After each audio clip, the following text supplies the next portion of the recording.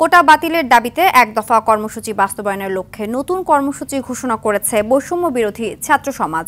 আজ সারা দেশে বিভিন্ন বিশ্ববিদ্যালয় ও গুরুত্বপূর্ণ স্থানে গণসংযোগ করবে আন্দোলনকারীরা।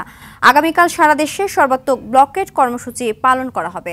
আজও ক্লাস পরীক্ষা বর্জন থাকবে। গতকাল দিনভর ঢাকা ও বিভিন্ন বিভাগীয় শহরে বাংলা ব্লকেড কর্মসূচি পালন করে আন্দোলনকারীরা। নগদের কাছে সব গ্রাহকই প্রিয়, তাই তো সারা দেশে ক্যাশ আউট চার্জ সবচেয়ে কম।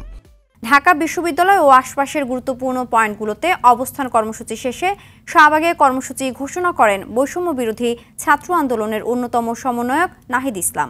আজ বিকেল ৩টায় সংবাদ সম্মেলন করবে আন্দোলনকারীরা।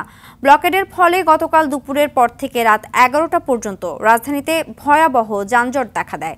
দুর্ভোগে পড়েন সাধারণ মানুষ।